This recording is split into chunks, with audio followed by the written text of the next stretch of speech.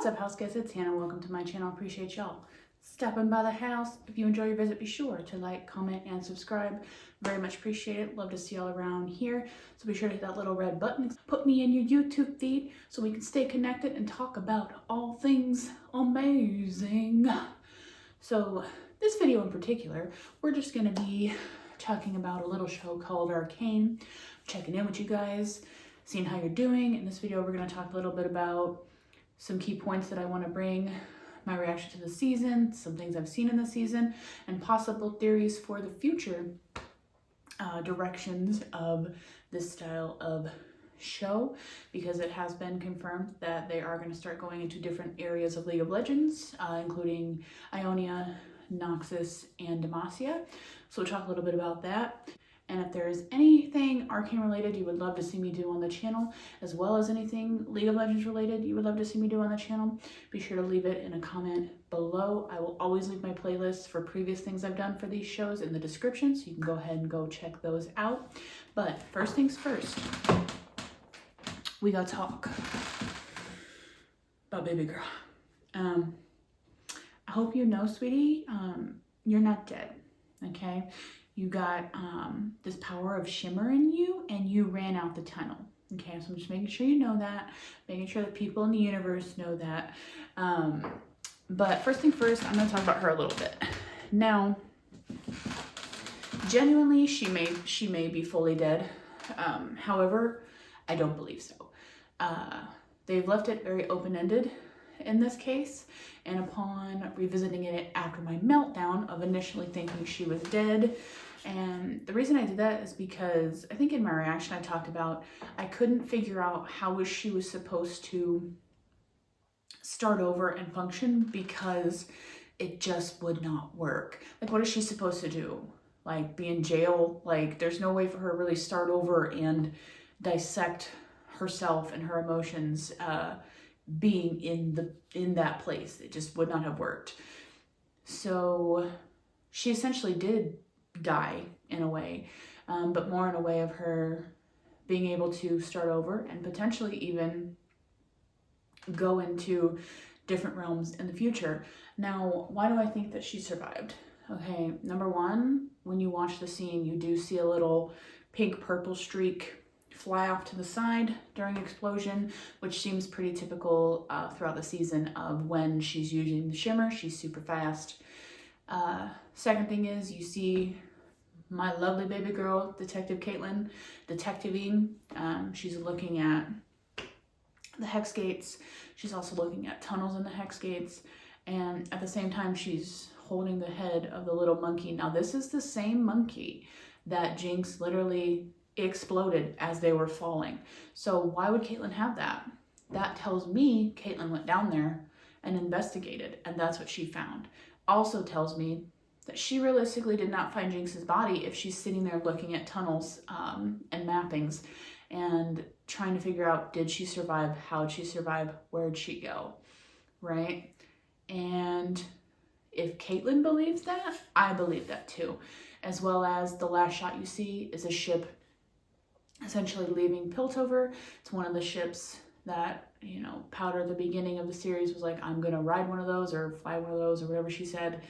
So it could guesstimate that she's on that, and she might even fly us into a new region. Demacia, perhaps? But yeah, so I do not think she's dead. However, I think this was important for her to do. She essentially did die, because it's been set up this whole time like there is so much trauma and baggage in the past for her as well as Vi, and they just, neither one of them can let go of it if they are always reminded of it, always putting themselves in reminders of it. And she needs to be able to start over and figure out who she is and work through her trauma, and Vi needs to do the same thing. And Jinx has even said it, you don't let me go. And that's just because of the type of person that Vi is, like caring, vulnerable, wants to fix, needs to be the strong one. And Jinx is like, I have to remove that for her. She's never gonna like become better for herself. And same thing for Jinx. So she almost did need to die in a way to almost be reborn and start over, which is hopefully what we maybe eventually get to see. But even if we don't get to see it, that's how it was being set up for me after I went through my meltdown. And you even see in terms of with Vi, like at the end of the episode with her and Caitlyn, like she seems healthier. She seems a little more clear. She's sad, but she's more clear. She's not wearing wraps. She's let a lot of this like guarding thing down to fully be with Caitlyn and in this moment, and I guess an actual physical release of things, because in her mind she thinks it's gone, so she can't carry it anymore. So I think that like that was like that whole representation, and it's been set up like, you know, in the parallel universe thing as well, like anytime one is there, the other isn't there, that they just kind of have to be apart to figure themselves out, and that may ultimately mean eventually they can come back together, but like they're both so broken in different ways, and they have to fix themselves before they can then fix like their us that they have. And so like symbolically, I think it made a lot of sense to me personally. I think some of this has been a play on words. So what do I mean by that? They say, you know, this is the final season of Arcane. This is the first story. We want to eventually tell sequels. And so they kind of are making it to like, oh, well, Arcane is over, like what you know as Arcane. And that makes sense in terms of the story. This particular story is over. But does that mean the particular characters are over? No. I could see those characters being connections and doorways into other areas, right? Where we see them, but they're not the main story or area or place that we're learning about, but they're still very present. And I think that's a very smart way to, one, keep things connected, two, keep the audience connected, and three, kind of keep the League of Legends realms connected in a sense, right? So I do believe of the three that they had talked about, how that they're going to go into Noxus, Ionia, and Demacia, and one of them has been in development for a while. I'm assuming Noxus is the first one up because they spent some time in our season of Arcane setting up some Noxus things, especially with Mel. So I could see Mel being the connection that goes into Noxus, right? But then does that not mean that we're going to see other people? Who knows? For some reason, and yeah, I may be a little biased, but also like looking at it from just the perspective of how I felt. You guys know I love Caitlyn. She's my favorite.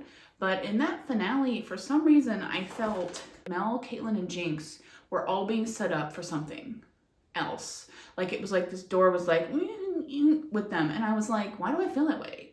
Like they've set Mel up in this story that we haven't really been able to explore that well yet, which would put her in Noxus. You're essentially closing this one chapter for Jinx and then kind of sending her off, leaving it very open-ended. Don't know why you would leave it open-ended with a character like that unless you don't intend to put her somewhere. And Demacia would be a really cool place because she does have connections with characters like Lux and things in the game. Like it's been established in things that they are friends. So that could be a new path for her. And then, I don't know, but in terms of Caitlyn, like that last scene with her and Vi, and she's saying, you know, are you still in this with me? And she's got like this very like determined look on her face, like her cogwheels are spinning. And I'm like, why? Why did you leave her like that? And I'm like, are you about to be the connection into Ionia for some reason? I don't know if she's got any connections with any Ionian characters in the game. But I don't know. Those were the three that I just felt like something was like left open for some reason. Let me know if y'all felt that way or I'm just tripping, but for some reason I kind of felt that way. And then I also kind of felt, in terms of like Echo and Powder, I don't know how the hell it would like fit into anything, but the whole like parallel universe thing with them, I think that was their way of giving us an Echo powder that a lot of people wanted, but Echo loves powder. He doesn't love Jinx. He doesn't love our version of powder like that. So I think it was kind of giving it to us without giving it to us. But then as I was kind of thinking about it, I'm like, there was so much emphasis on that particular like powder, like that version. And I'm like, is she gonna come around again? Because she's got a lot of hex tech, a lot of unfinished business. She doesn't have her sister in her universe. She saw him time travel. Like, he drew murals of her. She probably would put it together that, like, he knows my sister. So I don't know if she's gonna come into play eventually, if like an Echo story, like maybe he will get his powder, but not like our powder. Oop, like my furnace, like that theory. I don't know how the fuck it would fit into anything, but I was just curious about it. But that episode was like really cute, and I think that's kind of why they did it, to give almost him closure in a way, because I think that was one of the big things that he was holding on to and he needs to release for himself. I was just curious about it because it just, I don't know, just kind of had a thought about it. I was like, she seems a little bit more important than maybe we think she is, but I don't really know how. Don't ask me why. But considering they've opened the whole realm of the parallel universe stuff with the Victor and Jace things and how they've connected it since literally the first, episode of the season, which I think is like really cool. You can't put anything past them, But like, I felt like that story was a little bit more final with like Jace and Victor. Like, they wanted to save the world together. They did save the world together, that type of thing. Whereas I feel like Mel, Caitlyn, and Jinx, I just felt like something was left open for them to move to something else. I don't really know why. But let me know your thoughts on that. And there was something I was kind of seeing online about Vi and Caitlyn. Most everything I see is very positive because honestly, they earned that. We earned that. As a fandom, I'm so happy that we got that and that was able to be on television, and I really hope it changes the game because that was like beautifully done, and I hope that opens the doorway for more, especially within this realm that they're doing, that they will continue to do diverse relationships. The buildup of them has been so amazing that like it was like okay, right? But what I've been seeing was it was talking about Vi and how can't believe Vi would just do that right after Jinx is gonna like go off herself at the same time, and my brain was like, hold up, wait a minute, something ain't right. I was like, how are we going there? Okay, because Caitlyn and Jinx are having a conversation, okay? Caitlyn is literally saying, we've both fucking done shit that we can't get rid of. Jinx is saying, I didn't personally attack your mother. I was having a moment, okay? And Caitlyn is like, okay, so she's not a targeted, manipulative person. She's kind of a hurt person like me. And Caitlyn kept putting them in a similar line because at the end of the day, they had both made decisions that hurt people. Albeit different impacts and severities and things, but at the end of the day, they still caused issues. And it's important that they could both identify that. But then you go into this scene where Vi is coming to break Jinx out because she's in this really hopeful headspace. Oh, my sister's fully back. She cares about me. She didn't, leave me, whatever. Like, it's kind of this state of, we can fix this, right? Because that's always kind of where Vi's brain goes, and I can protect her now because she's, my powder, even though she's not. And, she goes in this cell very hopeful, and Jinx punches her and then locks her in the jail cell. And you can immediately feel this wall and guardedness and this anger come back up with Vi of, I just fucked up. She's gonna go do something crazy. And Jinx is there telling her, you don't need to worry about me. I'm gonna go do my thing, right? And she's even like aggressively at the bars, like, what do you mean? Like, what are you gonna go do? And I think she's thinking she's gonna go do something destructive because that is Jinx's typical behavioral response to things. She has never been like, hey, deuces, peace, never gonna see me again, gonna, like, I don't know why people think that that's what Vi would think, because that's not how Jinx has ever behaved before. And so she's thinking this is a bad thing. Like, I'm gonna have to then pick up these pieces of whatever this girl does. I don't think that there was any thought in Vi's mind that she was gonna go do something to herself. I don't know why she would, because it's just never been a typical response of Jinx to do that. So then she leaves her and she's, you know, there for a little bit. Here comes Caitlyn, which is an amazing parallel to the first time they met, by the way. Okay, here comes Caitlyn. Vi is expecting her to scold her. I let my maniac sister out. She's probably off doing God knows what. Caitlyn doesn't do that though. You know, Caitlyn says, bitch, you really think I needed nobody down here? You really think I needed everyone's help? I'm like, no, bitch, I told them to go away because I knew your ass was gonna come down here and let her out. And I chose to be okay with that. That is literally what that conversation was, okay? So Vi gets to process the fact that Caitlyn just said, yeah, I knew you were gonna do this. Yeah, I'm accepting of it. She's your sister. And yeah, I let her go too. I let this go. That is a lot for Vi to process. And she's been very overwhelmed with her feelings. They both have. And that was her moment to say, oh my fucking God, my Caitlyn is here. My Caitlyn is here. So she fucking ravishes her in the damn cell, which is actually really symbolic, okay? There was never, oh, well, my sister's gonna go do that and I'm just gonna fuck her. No. If Vi thought that Jinx was going to harm herself, she would not have been in the fucking jail cell. I don't understand why people think that Vi was supposed to know that. Okay. Also, you gotta understand from the perspective of those two, that was a lot of information that Vi just received in terms of Caitlyn's feelings, Caitlyn's mental state really quickly. And she let her emotions come out for once. In a positive direction towards her, I mind you. And even in that whole situation, Caitlyn's like, hold on, babes. I did make a mistake I need you to know about in case it's like a deal breaker. And Vi's like, bitch, nah, you're mine. I don't give a fuck. I don't see the negativity towards that.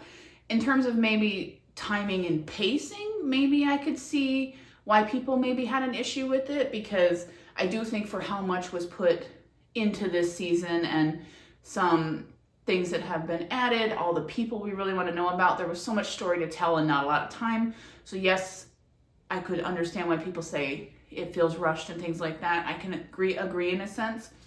Or like maybe certain things were kind of skipped over or missed. So maybe some of the pacing is what got people kind of confused about it. And I mean, everyone's entitled to your opinion. You can think what you want. I mean, it's all good, but that's just one of the things that I saw and I was like, that's weird from my perspective. But I'm also a huge simp for them, and I was so happy that they kind of came full circle for themselves, and even at the end, like showing that vulnerability that Vi feels safe with her to not have her bandages on, and that you're basically stuck with me, bitch. Like whatever you're doing, like you're stuck with me. And I think that they're just amazing, and to see that representation is just awesome. And I hope it will continue to be implemented in other shows that they do. And that could be, you know, man on man, woman on woman, even just heterosexual couples, like just really intricately well-written things like that are just nice to see. Because a lot of times these days things are like really superficial and they just are shit in terms of relationships. Apparently also that Vi and Caitlyn jail scene was cut down. They had a little slap on the wrist and had to shorten it. So just, you know, Arcane makers, you know, when you make the Blu-ray for season 2, if you wanna, you know, if there's like full extended director's cut deleted scene out there, if you wanna put that on there, just, you know, saying for a friend. I do think that they're going to use Mel to go into Noxus. I think that they set up characters like LeBlanc, and then there was Swain, and then I know Oriana is Zahn, but they did bring her in a little bit, so I don't know if she's going to be a future story or not. But yeah, let me know if you guys think they're going to kind of trickle these characters in, if it's going to stay connected. I think it's been a huge play on words where I think they do intend to continue these characters in other things in a new story, right? And that'd be really cool to kind of keep it going. But yeah, guys, if there's any Arcane content you want to see me do on the channel, talk about anything in terms of League of Legends you want to hear me talk about, be sure to let me know. I'd love to keep the conversation flowing. Be sure to subscribe so we can stay connected. And until next video, me and baby girl, we say bye-bye.